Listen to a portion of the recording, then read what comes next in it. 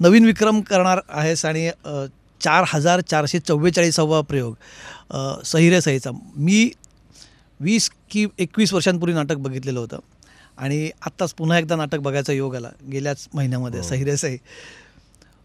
तेव्हा बघितलेली एनर्जी भरत जाधवची आजही तितकीच कायम आहे. म्हणजे कसं काय जमतं हे सगळं? तुमच्या सगळ्यांचे आशीर्वाद आहेत.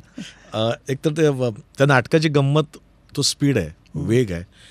आणि जेव्हा स्पीड येतो तेव्हा एनर्जी नसेल तर ते नाही म्हटलं तर थोडंसं थांबत दिलं त्याची गंमत जाऊ शकते.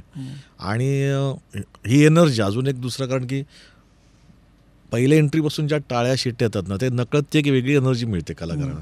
मग आपण भले किती अजून 4-5 ठिकाणी कामं करून आल्यानंतर पण प्रयोग करतो. जसं मी शूटिंग करून पण जाऊन प्रयोग करायचो. आजही इथून तिथून येऊन परत प्रयोगाला उभा राहतो. नाही म्हटलं तर शेवटी माणूस आहे, शरीर आहे, थोडं कुठे ना कुठे तो थकवा असतोच. पण लोकांच्या रिस्पॉन्स देणं आपण अधिक लाईव्ह होतो.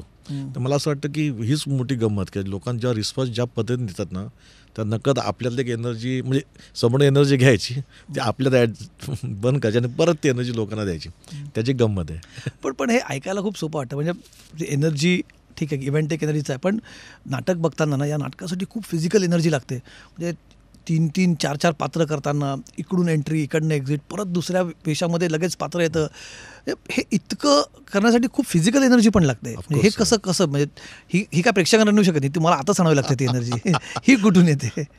व कधी नाटकाची गंमत आहे त्या गमतीत जर तुम्ही घुसलात ना तर लोकांनी ती वाटली पाहिजे अरे एकच माणूस येतोय, इकडनं येतोय, परत तिकडनं वेगळं कॅरेक्टर होतं, वेगळं कॅरेक्टर. तर मला असं वाटतं की ते कॅरेक्टर खेळायला मिळतात. आणि ते केदार शिंदे ज्याचा मी नेहमीच उल्लेख करेन या नाटकाच्या बाबतीत, लेखक दिग्दर्शक, त्यांनी आम्ही ना जो 8-9 कॅरेक्टर्स शोधले होते आम्ही, त्यातली केदारने 4 ठेवलेत. अच्छा. त्यातलं हे जरा बरं आहे, त्यातलं ते बरं आहे, त्यातलं ते बरं आहे. मग चांगले जे आम्हाला वाटले ते आम्ही या नाटकात ठेवलेत. मग ज्या चांगले ज्या वाटत होतं तालमीत, त्या लोकांसमोर आणताना त्या चांगलं करताना ते इतके चांगले झाले आहेत की ते 4ही कॅरेक्टर देत धमाल झालेत. त्यामुळे ते देत धमाल मीन्स वॉट की काहीतरी करायला मिळतंय, काहीतरी वेगळं करतोय मी, दुसरं कॅरेक्टर बदलतोय, त्यात काहीतरी वेगळं करतोय. पण मी आधीचा कॅरेक्टर दुसरीमध्ये आणत नाही किंवा तिसऱ्याचा चौथ्यात आणत नाही. पण चौघांचा बॉडी लँग्वेज म्हणा किंवा आवाज आहे तो टोटली वेगळा आहे. तो चालतो कसा, बोलतो कसा.